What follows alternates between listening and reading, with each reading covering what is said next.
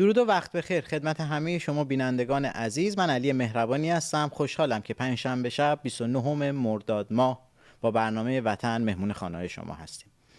امشب در برنامه وطن قرار موضوع سیاسی رو با هم بررسی کنیم. مهمانان بسیار ارجمند و ارزشمندی رو داریم. در کنار من به رسم پنجشنبه اگه مسافرت نباشن کیش هرمز عزیز رو داریم. کیش هرمز خوش اومدید به برنامه خودتون. خیلی خوشحالم هستم.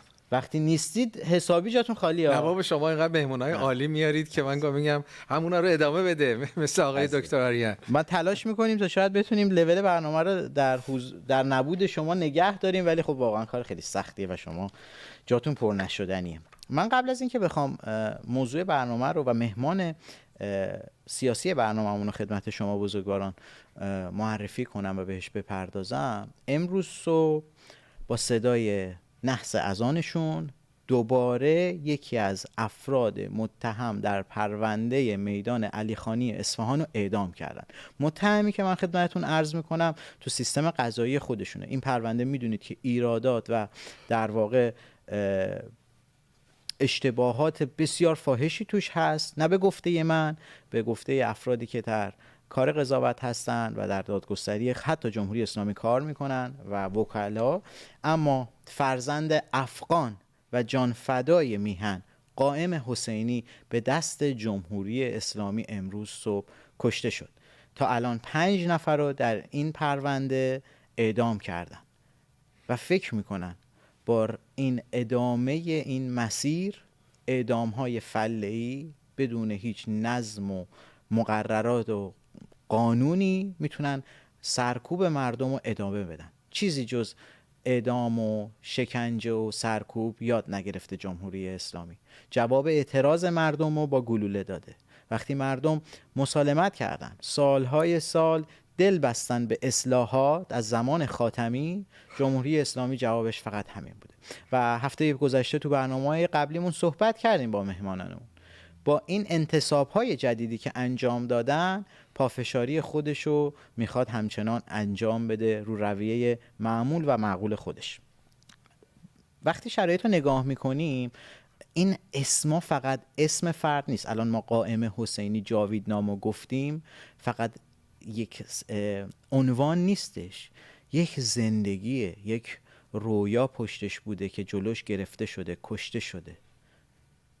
کلی زحمت بوده توی این گرونی، توی این شرایط. پدر مادرهایی که خون دل میخونن تا بچه هاشونو بتونن بزرگ کنن، تربیت کنن، مدرسه بفرستن، دانشگاه بفرستن، تلاششون خودشونو بکنن تا یه حد اقلایی براشون فراهم کنن که خیلی سخته تو این شرایط. و شما مردم داخل ایران دارید اینو حس میکنید. بعد یهو جمهوری اسلامی سر یک اعتراض میگیره میکشه، یا تو خیابون میکشه، خودشون میگفتن دیگه، یا اینکه وقتی که زندانیشون میکنه یا حکمای عجیب و غریب چندین ساله رو میده که اصلا هیچ خانشی رو نداره با اتهامایی که براشون چسبونده، یا اینکه اعدام میکنه. من دیشب کش هرمز داشتم تو اینستاگرام یک ویدیویی رو نگاه میکردم. صفحه اینستاگرام پدر جاویدنام، محمد متین حسینی، یک ویدیویی گذاشته بود از پسرش و یک کپشنی رو نوشته بود. اگه موافق هستید ویدیو رو با هم نگاه کنیم و بعد با هم در موردش صحبت کنیم.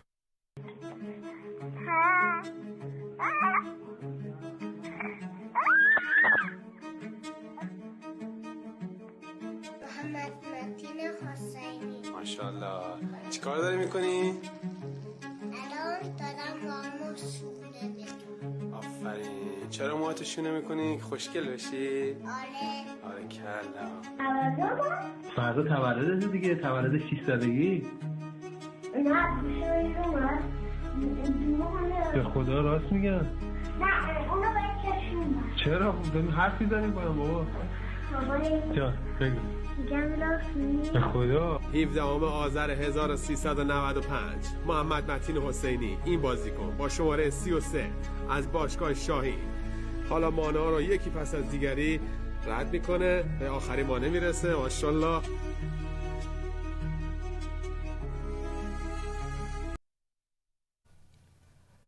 بله، که شما اون شور و اشتیاق و عشقی که یه پدر برای فرزندش داره کاملا مشخص بود. چجور ذوق میکرد از سالهایی که پسرش جلوی چشش داره رشد میکنه، بزرگ میشه، قد میکشه و آرزوش بوده که فوتبالیست بشه.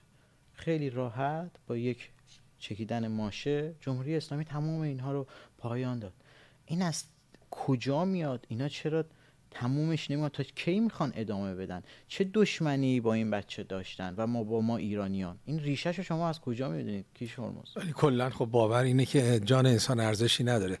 ما در کتاب مقدس یعنی وقتی کلام خدا رو میخونیم میبینیم خداوند برای جان یک انسان انقدر ارزش قائل بود و هست که حاضر شد عیسی مسیح رو قربانی کنه تا منو بخره، یعنی بهای زیادی بده تا من و شما رو به دست بیاره. یکی مسئله اینه که اونم از خود باورهای اسلامی و حتی از قرآن و آیه های قرآن ریشه میگیره، این طرز فکر که با کتاب مقدس کاملا فرق میکنه. برای همین میگیم بابا همه ادیان یکی هستن، کتاب مقدس همه یکی نیستن. یکیش هم بزرگترینش هم این هستش.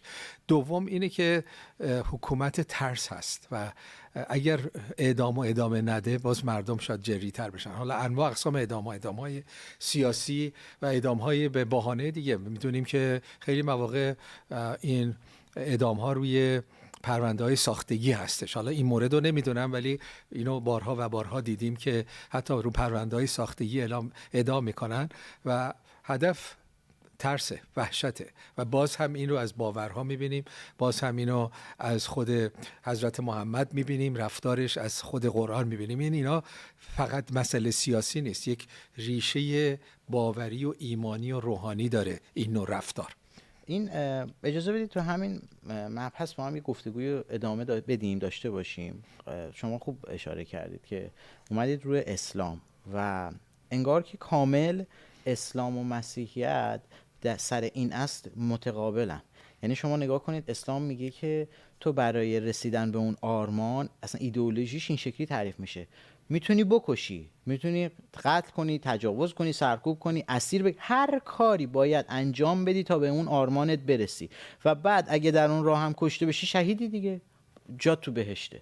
با 72 تا 3 تا چقدر حوری و نمیدونم رودخونه شراب و این حرفایی که حالا به خورده ما آخونده برای سالها دادن ولی داریم میبینیم رو مردم ما جواب نداده و نتیجه عکسی گذاشته. از اونور مسیحیت میگه آقا هر کاری باید بکنی تا جان یه آدم رو بتونی حفظ کنی. و این خب داره نشون میده دیگه اصلا این نشأت از کجا گرفته و این مختص به تصمیمات فقط این شکلی نیست، تو تصمیمات سیاسی هم داریم میبینیم. یعنی حاضرن خودشون جونشون رو بدن به جز اینکه جون مردم که شما به درستیشه که اصلا ارزشی براشون نداره تا بخوان به اون هدف والای عالی که خودشون مشخص کردن برای خودشون یا حالا ایدئولوژی آخر زمانی که دارن بهش برسن. صحبتی داره شما؟ بله، مسئله هم جنبه سیاسی داره هم جنبه روحانی و ایمانی داره، هر دوشو باید در نظر گرفت و جمهوری اسلامی و سران جمهوری اسلامی تو هر دو رو توشون دارن، نه اینکه همشون متعصب مذهبی هستن، یک سری هم سیاستمدار هستن و این سیاست ترس و ارعاب و کشتار رو عمدن انجام میدن. ممکنه هم حتی خیلی جدی به اسلام باور نداشته باشن ولی به عنوان برای اهداف سیاسیشون این کارو میکنن. و اینم یادآوری کنیم که کتاب مقدس میگه چه فایده داره انسان تمام دنیا رو به دست بیاره و جان خودش رو از دست بده.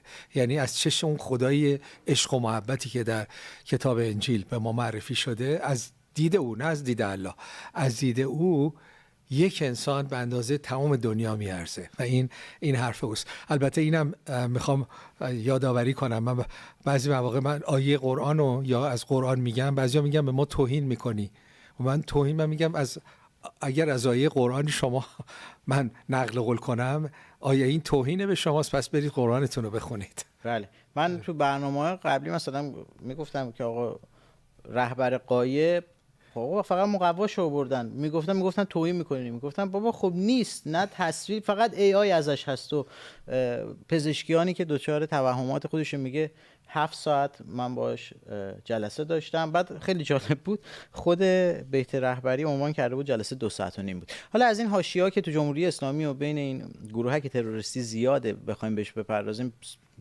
روزها میشه برنامه ساخت. بیایم موضوع سیاسی امشب رو مطرح کنیم و قبل از اون مهمان سیاسی امشبمون آقای توماج آریان که ایشون دکترای علوم سیاسی رو دارن مهمان ما هستن. جناب آریان خوش اومدید.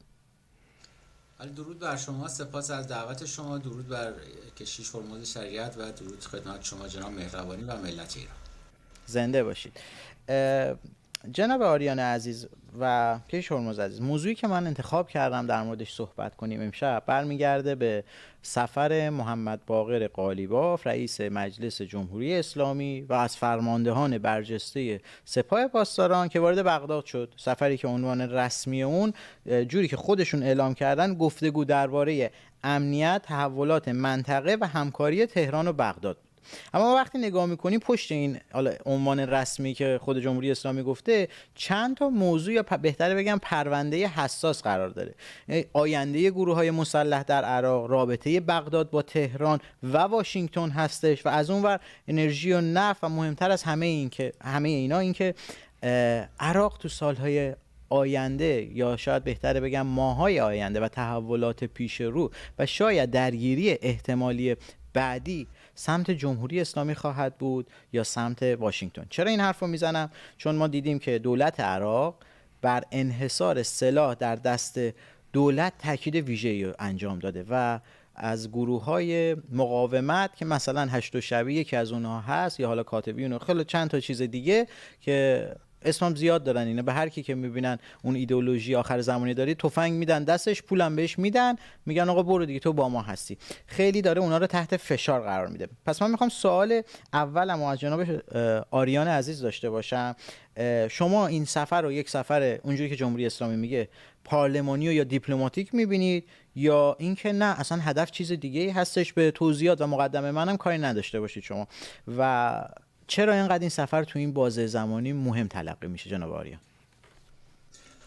بله ببینید، سفر قالیباف و سفرهای مشابهی که هفته گذشته اسماعیل قانی رئیس سپاه قدس به عراق کرد، این ناشی از بنبستی است که جمهوری اسلامی برای خودش ساخته. بعد از تحریم‌های ایالات متحده و محاصره دریایی جمهوری اسلامی به بنبست رسیده و داره تلاش میکنه راهی رو باز کنه برای مذاکره مجدد با ایالات متحده. برای همین اینها دارن بسیار تلاش میکنن که دوباره از طریق پاکستان، از طریق عراق، از طریق عمان، از طریق قطر بتونن یک کانال ارتباطی با ایالات متحده باز کنن، چون ترامپ رسما اعلام کرد دیگه ما با جمهوری اسلامی مذاکره نمیکنیم. برای همین اینها بسیار در تقلا هستن که از این بنبست خودشون نجات بدن. بحث بعدی این هستش که جمهوری اسلامی تمام منابع مالیش به اتمام رسیده و دیگه نمیتونه حتی انتقال ارز صورت بده. قبلا در عراق و در امارات این کار انجام میداد، ولی هر دو کشور توسط ایالات متحده محدود شدن و دیگه عملا منابع مالی جمهوری اسلامی منتقل نمیشه. برای همین قالیباف هم تلاش داره که راهی رو باز کنه برای منابع مالی و هم تلاش داره که یک دریچه رو باز کنه برای مذاکره با آمریکا و همینطور گروه‌های تروریستی در عراق رو آماده کنه برای جنگ احتمالی بزرگی که در آینده نزدیک با امریکا خواهند داشت. جناب آریان، قبل از که من میخوام سوال بعدیمو از دکتر شریعت داشته باشم، میخوام تو همین بحث برام سوال پیش اومد. چرا جمهوری اسلامی آخه اینا که سیستمشون نظمشون اونقدر گسترده نیست؟ ما دیگه خبر داریم که مثلا قانی رو میفرسته به فاصله یک هفته قالیباف رو میفرسته. من یاد این افتادم که 60 نفر چقدر بود فرستاده بودن پاکستان برای مذاکره با آمریکا.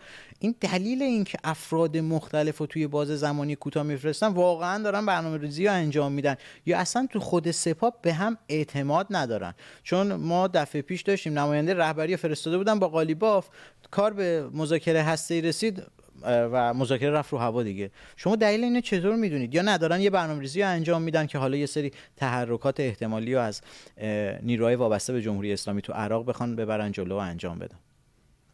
ببینید، بعد از کشته شدن علی خامنه‌ای در اسفند ماه 1404 جمهوری اسلامی شاکلش از هم پاشیده و تا این لحظه هم رهبر جدید مجتبی خامنه‌ای نتونسته این تشکل رو دوباره مثل پدرش جمع کنه برای همین تصمیم گیری های متعدد در این سیستم انجام میشه و مجتبی خامنه‌ای تسلط کاملی بر تمام ارکان جمهوری اسلامی نداره. برای همین چون اعتمادی هم وجود نداره، این فرستاده های مختلف برای همین مسائل صورت میگیره. یک بار اسماعیل قانی رو میفرسته، هفته بعد قالیباف رو میفرسته، هفته بعدش احتمالاً عراقچی رو میفرسته. برای همین به دلیل تشتت آرایی که در جمهوری اسلامی وجود داره و این از هم گسیختگی این اتفاقات میفته و این خبر خوبی هم برای جمهوری اسلامی نیست، زیرا این از هم فروپاشیدگی داخلی منجر به بحران‌های بسیار زیادی در آینده نزدیک خواهد شد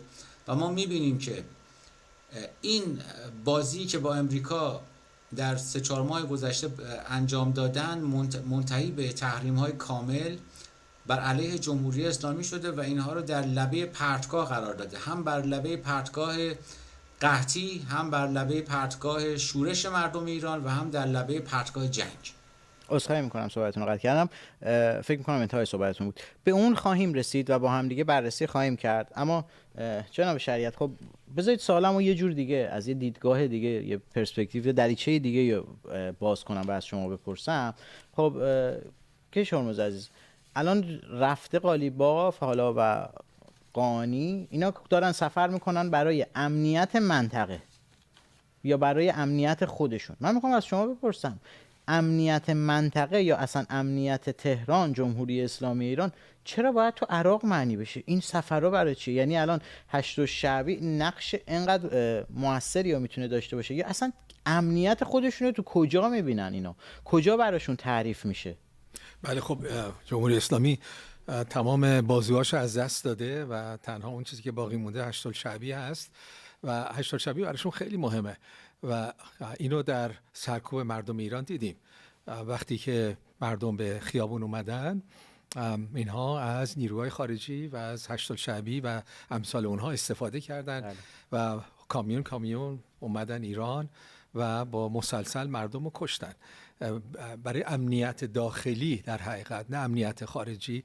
اول برای امنیت داخلیه که میخواد این دوستی رو حفظ کنن که در آینده شاید محتاجش باشن.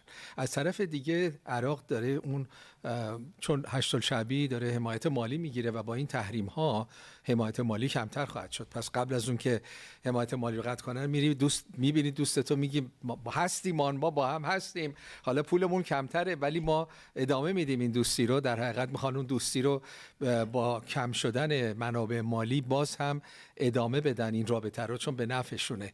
از یک طرف هم این مسیر رو میبینیم که عراق داره بیشتر و بیشتر به سوی غرب داره میره و ممکنه یک جایی بگه که اصلا ما اینو نخواستیم، ما میخوایم که یک زندگی راحت تر داشته باشیم، با کمک غرب نفتمون رو بفروشیم، کشورمون رو بسازیم و بریم به شما جز خرابی تو کشور ما چیزی نیاوردید و داره کم کم عراق به اون سمت هم میره. شاید دلیل دومش هم این باشه که بخوان این روش و این روند رو در حقیقت متوقف کنن که عراق باز هم عراق با ایران اون اتحاد قبلی رو داشته باشه. بله، تو تایید صحبت شما ما دیدیم تو چند ماه گذشته هم تأثیر و نفوذ آمریکا برخلاف سالهای گذشته در عراق بسیار شدیدتر و با پافشاری دولت ترامپ گسترده تر شده. در مورد این صحبتی که کردید که اصلا این جمهوری اسلامی دیدگاهش چیه، چه ارزشی داره براش عراق و نمیدونم جنوب لبنان و حزب الله و حالا حماس که فاتحش در واقع خونده شده، چیزی ازش نمونده، اسرائیل کلا شخم زده اون قسمت رو، ولی مثل حوثی‌های یمن. بریم یه ویدیویی ببینیم که قطعا شما دیدید. این مجری بازجو حالا که تو صدا سیما فعالیت میکنن، اکثرا هم مجریان هم بازجو، یه خانم یه صحبتی کرد. بریم ویدیوشو ببینیم. جنوب ایران فدای جنوب لبنان، یادتون باشه و فراموش نکنیم. خب بگیرن. خب 1 میلیون میگه، آخه 1 میلیون من از کجا بیارم؟ 1 میلیون که این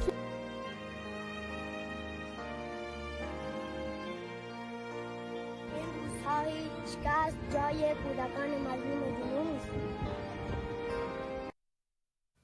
بله، شرم و ننگ بر شما باد که ایرانو فدای ایدئولوژی خودتون میکنید. جنوب ایران که حالا قبل از این محاصره دریایی که ترامپ کرده بود الان اجازه نمیده بتونید صادراتی رو داشته باشید. هر دو مهمان ما عنوانم کردم تو صحبتشون نقشه این و جزء سوالات بعدی منم ازشون خواهد بود.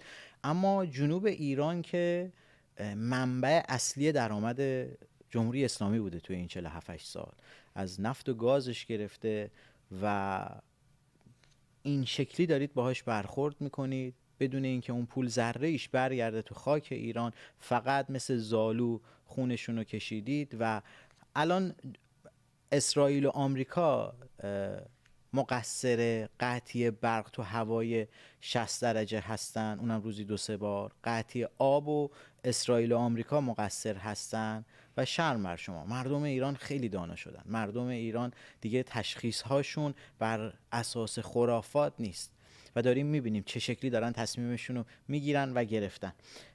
من سوال بعدیمو میخوام از شما بپرسم آقای آریان که رو همون بحث خودمون برگردیم. در واقع حاکمیت عراق الان داره حمایتی که میکنه و پافشاری که میکنه، یه سری از این گروه ها یه پالسایی ازشون اومده که سلاحشون رو میخوان تحویل دولت بدن. حالا دارن یه درخواستایی از دولت میکنن، یه تعهداتی رو میگیرن، یا حتی دولت یه سری آپشنا براشون گذاشته که میتونن قاطی ارتششون بشن، قاطی نیروی نظامی دولت عراق بشن و ادغام بشن. اما اگه دولت عراق واقعا بتونه این سلاح‌ها رو از این حکومت‌ها از این در واقع گروه ها بگیره، این تصمیم داخلی میتونیم پایان ایدئولوژی فرامرزی جمهوری اسلامی در عراق تلقیش کنیم یا خیر؟ ببینید داستان به این سادگی ها نیستش. ایدئولوژی اسلام شیعه به شدت در عراق نفوذ داره و به این سادگی ها این نیروهای گروه های شبه نظامی عراقی حذف نمیشن. جمهوری اسلامی یک سیاست پیچیده‌ای رو در عراق اجرا کرده و اینکه گروه‌های متعددی رو درست کرده و اگر احساس کنید که اون گروه کاملا پایبند به جمهوری اسلامی نیست، در همون گروه انشعاب میکنه و اون گروه رو به 2 قسمت تقسیم میکنه. ما قبلا یک گروه شبه نظامی در عراق داشتیم ولی الان بیش از 15 تا الی 20 تا داریم. برای همین به این سادگی‌ها خلع سلاح نمیشن. اینا بسیار نفوذ دارن، از دولت عراق بودجه میگیرن، در ارتش عراق نفوذ دارن و جمهوری اسلامی هم بهشون سلاح میده و پول میده. برای همین اگر که چند تا گروه از اینها هم بخوان خلع سلاح بشن، بقیه گروه ها راه جمهوری اسلامی رو ارائه میدن و ما به این زودی ها نباید شاهد آرام گرفتن این داستان ها در عراق باشیم متاسفانه. خب نسبت به توضیح شما، سوالی که اینجا پیش میاد، الان قالیباف رفته امتیاز بگیره از عراق یا رفته امتیاز بهشون بده جناب آریان؟ امتیازی نداره قالیباف بخواد از طرف جمهوری اسلامی امتیاز بده. اینها میخوان فقط یک راهی رو باز کنن برای این مقداری ارز وارد ایران بشه و بحث بعدی این هستش که التماس کنن که عراق میانجی بشه برای مذاکره بین جمهوری اسلامی و امریکا.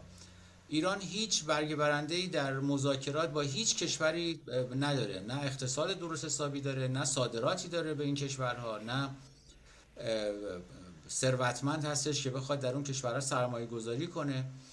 فقط همین بر اساس همین نیروهای نیابتی و فشارهایی که اون نیروهای نیابتی به دولت عراق میارن، عراق رو میخوان مجبور کنن که یک سری کارا براشون انجام بده.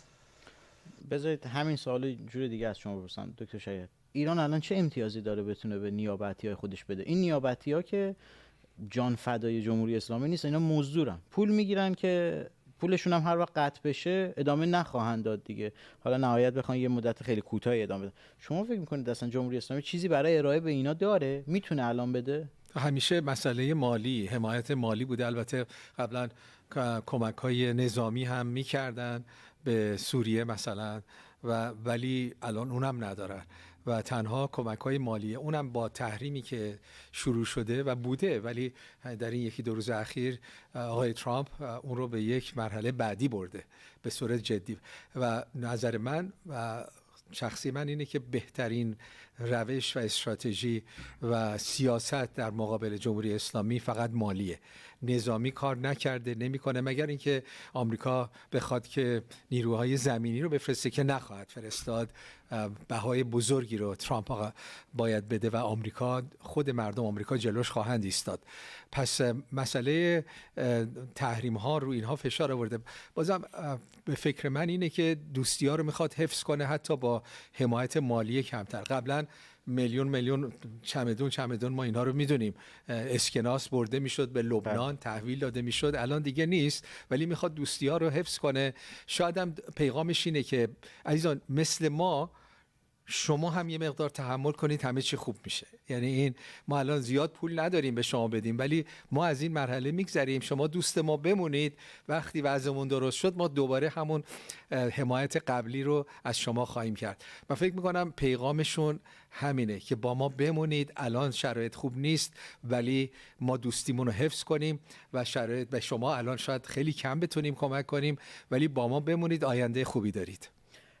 با توضیحاتی که هم شما دادید جناب شریعت و هم شما آقای آریان عزیز، یه سوال اینجا برای من پیش میاد که اصلا شاید قالیباف رفته که بخواد این انعطاف رو به وجود بیاره تو عراق که در گفتمان یا حالا مذاکره بعدی بخواد شل بگیره دیگه سر این گروه‌های در واقع تروریستی که داره ازشون حمایت میکنه. یعنی به آمریکا بگه چون هیچی نداره، تنگه هرمز اون شکلی که فکر میکرد الان دیگه براش کار نمیکنه. برگ برنده خیلی هم گفتن از داخل ایران که به خود سپاه پاسداران تنگه هرمز با برگ برنده بلند مدتی نمیتونه باشه. ما الان داریم میبینیم که قیمت نفت حالا بین اون بشکه 70 تا 90 دلار بالا پایین میشه، الان 80 خورده ای هستش و آمریکا اجازه نمیده اون پیش بینی که سپاه پاسداران یا تهدیدهایی که انجام میدادن به بشکه 150 دلار رو، مثل همون زمستان سردی که خامنه ای گفت و اروپا رو تهدید کرد دیگه، اون رقم بخوره. فکر میکنید احتمال داره اصلا این قالیباف خواسته باشه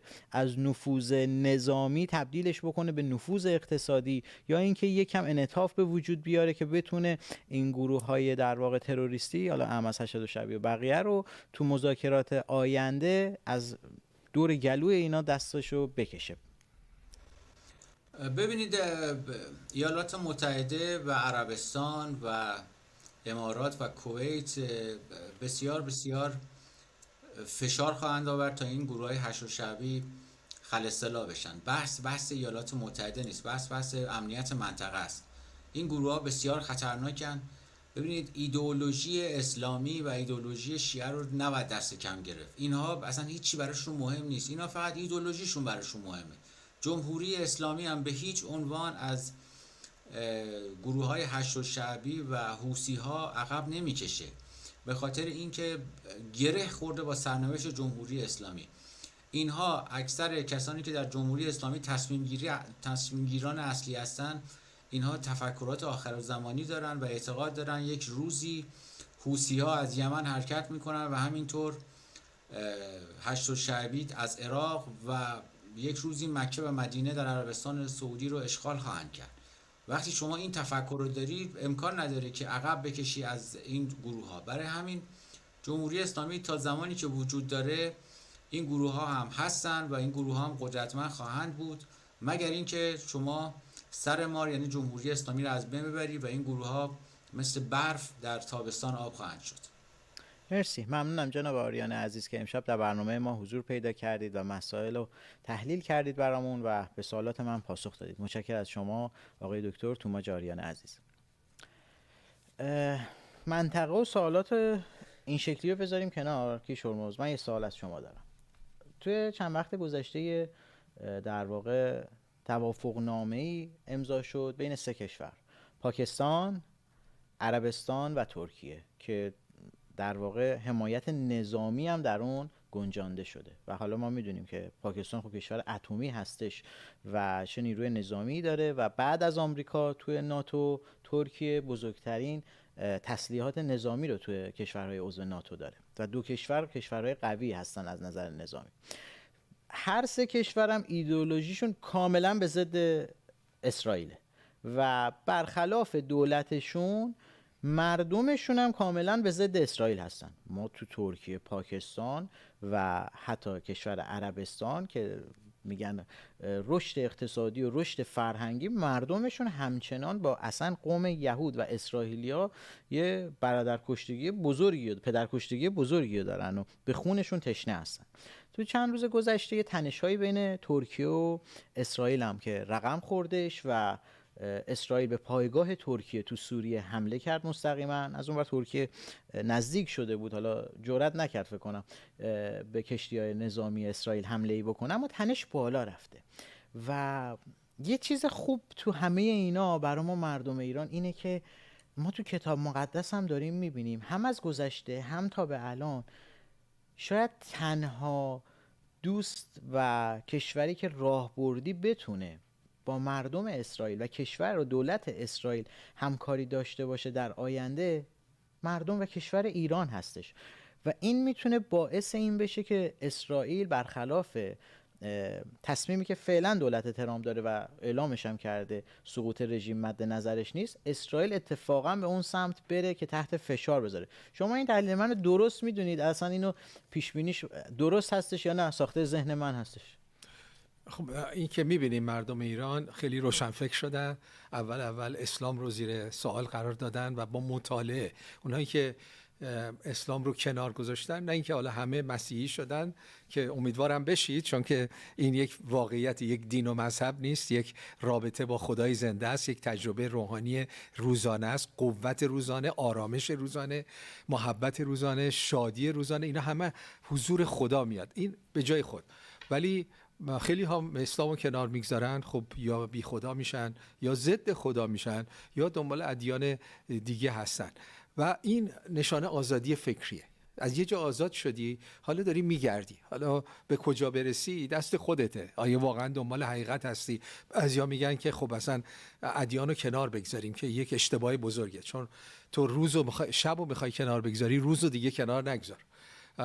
اگر تو شب بهت آسیب رسوندن، دزدا تو شب بهت زدن، تو روز اون بابای زمینی دوست و پر از محبت خودتو به خاطر اینکه دیشب دزدا به من زدن، روز دوستانتو کنار نگذار.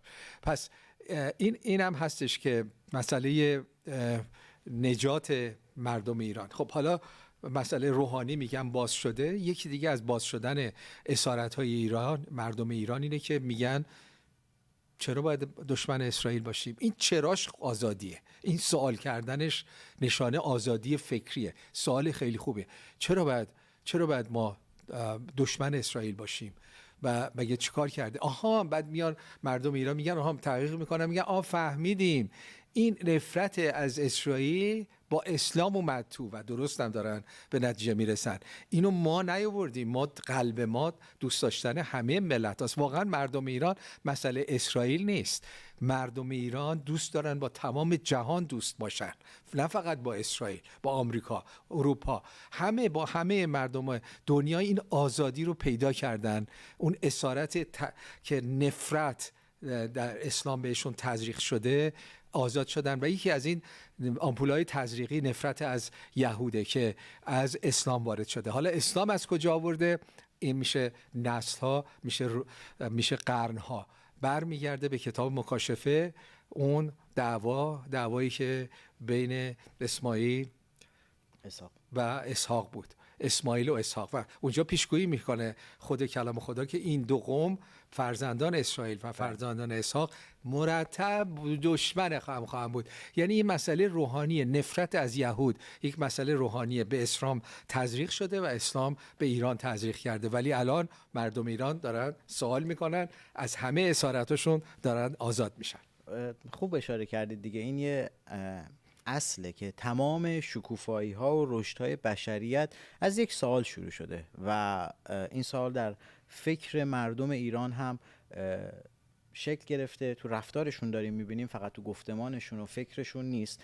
اما یه قسمتی که به نظر من هست که شماز، ما امروز گفتم فرزند افغان و جانفدای ایران قائم حسینی اعدام شد. یک تبعه و شهروند در واقع افغانستان، کشور دوست و عزیز ما که با یک زبان با هم صحبت میکنیم، بخشی از افغانستان، و به خاطر ایران به خیابان رفت. ما آخه جمهوری اسلامی هم بجز این که قومای داخلی ایران رو میخواد همیشه به جون هم بندازه، کارش اینه دیگه، میگه ایران با افغانستان باید دشمن باشه، فقط با اون 4 تا کشور شیعه‌ای که گروه تروریستی توشه میگه ما برادریم، لبنان و عراق و اینا. ولی افغانستان فقط فاطمیون نیست، اونا که مزدورن. مگه ما تو سوریه مزدورای سپاه کم آدم کشتن؟ برای چند سال که نگه دارن، چند روز یا چند ماه بیشتر بشار اسد و مزدورای سپاه و ایرانی بودن که رفتن کشتن. مزدور تکلیفش مشخصه. اما من این حس رو دارم کشش هرمز که این یه بیداری روحانی به خصوص تو منطقه خاورمیانه، جایی که اسلام بیشترین در واقع نفوذ داره رقم میخوره. یه تیکه پازلیه که انگار این قدم، حالا نمیشه گفت اوله، ولی اون ابتداش با ایران داره رقم میخوره. یعنی اولین کشوری که کشور مسلمانی که بعد از 1400 سال که حالا اسلام وارد این کشور شده، از ابتدا هم که نبوده، بعد از گذشت چند سال بوده، مردمش به ضد اون دین هستن و همین تأثیر بعد از خدا از ایران استفاده خواهد کرد روی افغانستان، روی اردن، روی عراق و کشورهای مسلمان دیگه منطقه. به نظرتون این تو اون مسیر پیش خواهد رفت و مغایرت یا مطابقت داره؟ خب خدا داره در دنیا کاری میکنه. خدا عشق و محبت، میگه من برای نجات جهان اومدم و داره کار میکنه و این ممکنه طول بکشه. برای ما میگیم چرا ایران نجات پیدا نمیکنه؟ پس خداوند دراز مدت برای جهان نقشه داره. نقشش هم این نیست که همه نجات پیدا کنن، ولی نقشش اینه که همه بدونن خبر خوشو که خدا دوستشون داره، خدا میخواد نجاتشون بده. چون عشق زوری نیست، عشق به تحمیلی نیست، عشق با تهدید نیست، ولی مردم باید بدونن یه عاشقی وجود داره و این هدف خدا و هدف من و شما. ما کسی رو مسیحی نمی کنیم، قدرت شدم، خودمون رو مسیحی نکردیم. یه نفر خود روح القدس ما رو، خود روح خدا ما رو عوض کرد. پس مسئله اینه که خدا داره در دنیا کاری میکنه و نقشه‌هاش با صبر. میگه خدا فکر نکنید صبر داره و دیر داره عمل میکنه، بلکه داره به جهان فرصت میده و زمانی میرسه که داوریش میاد. پس در این زمان فرصت یه دفعه میگیم خب من که 60-70 سالم رفت، پس چی شد؟ بابا قبل از تو هم خیلی نسلا بودن، ولی خدا همه رو میبینه. اینو بخوام جمع بندی کنم، خدای کار تازه‌ای رو در خاورمیانه شروع کرده و از طریق ایرانه و کارش ماورای فهم بشره. یعنی یه چیز عجیبیه که مردمی مسلمان یک دفعه بیدارشن و روشنفکر بشن، مطالعه کنن، تحقیق کنن، اگر رد میکنن چیزی رو با تحقیقات رد کنن، اگر چیزی رو قبول میکنن با تحقیقات قبول کنن. و طبق وعده خدا در ارمیا 49 چیزی که در ایران اتفاق میفته تأثیر بر خاورمیانه و تمام جهان خواهد داشت. اینو میدونیم، این قول خداست. پس داریم به اون سمت میریم. یک شبه میشه نه، هر چقدر من و شما با خدا همکاری کنیم، محبت او رو، عشق او رو به دیگران اعلام میکنیم، سرعتش بیشتر میشه. ایران سریعتر نجات پیدا میکنه. نجات فقط سیاسی نه، نجات کامل، نجات قلبی، نجات اجتماعی، نجات اقتصادی، نجات روحانی، نجات از تمام بندها. پس یه مقدارم به من و شما بستگی داره. نشینیم بگیم خب خداوند گفته نجات میده. میگه نجات میدم از طریق شما. هر چقدر ما با خدا همکاری کنیم سرعت عملش بیشتر میشه. این فقط نه برای ایرانه، برای خود من و شما هم هست. خدا برای من و شما نقشه‌های عالی داره. اگه باش همکاری کنیم انجام میشه و سریع هم انجام میشه. من یه مثالم بزنم در تایید حرفای شما، دوربین خودم، اینکه اگه نگاه کنید از مردم که غیر ایرانی میپرسید شما، همیشه اولین چیز خوبی که در مورد ما ایرانی صحبت میکنن مهمون نوازیمونه. این تو فرهنگ ما انگار یه چیز واقعا روحانیه که خدا قرار داده و این فرهنگ ما کمک خواهد کرد به تأثیر گذاشتن ایران در کشورهای دیگه. چون ما مهمان نواز هستیم، ما بلدیم و اینو خدا در وجودمون، در دی ان ای ما، در رگ و ریشه ما قرار داده ایرانی‌ها که چطور محبت کنیم و اینو دست کم نگیرید. چیزی که جمهوری اسلامی سالها سعی کرد از ما بگیره ولی پاک نشدنی است، چیزی که خدا به یک ملت داده. کشور امروز پنجشنبه است، فردا جمعه ساعت 8:30 کلیسای 7. شما باعث هستید؟ من پیغامو میارم، اسمش هم انتخاب کردم، میگید بهمون. خدایی که ناگهان عمل میکنه. اسم عنوانم هست ناگهان. 12 سال انتظار، یک لحظه جواب. یعنی ممکنه تو زندگیت خیلی درد و سختی، سالها تقاضا کردی با این مشکل ساختی، ولی خداوند در یک لحظه میتونه و میخواد جوابتو بده. این شب خوابیدن و صبح پا شدن و یهو شدن ها رو خیلی کیف میده تو زندگیمون. همین حرفی که شما زدید، موقعی که انتظار داریم برای یه موضوعی، شب میخوابیم صبح پا میشیم یهو میشه. اون یهوه انگار اون کاریه که ما برایش صبر کردیم. و چه موضوع قشنگی رو انتخاب کردید. من خیلی خودم اشتیاق دارم موعظه فردا شما رو گوش بدم. جمعه ساعت 8:30 شب، من هی دوربینه این ورانور میشه، ساعت 8:30 شب وقت ایران هستش که کلیسای 7 رو نگاه نکنید. و این درخواست همیشگی این شبها از من علی مهربانی به عنوان برادر کوچکتر شما تو این شرایط سخت که فشار اقتصادی بسیار زیاد شده و از هر نظر خانواده ها، مردم ایران تحت شرایط سختی قرار گرفتن، بعد از خدا ما فقط خودمونو داریم. قربون چشاتون بشم که امروز ما رو نگاه کردید. یک کم سعی کنیم گذشتمون بیشتر باشه و با اطرافیانمون مهربون تر باشیم. دوستتون داریم و مرسی که اجازه دادید مهمون خونه هاتون باشیم با برنامه وطن. فردا شب ساعت 8:30 کلیسای 7 رو از دست ندید. فعلا خدا نگهدار.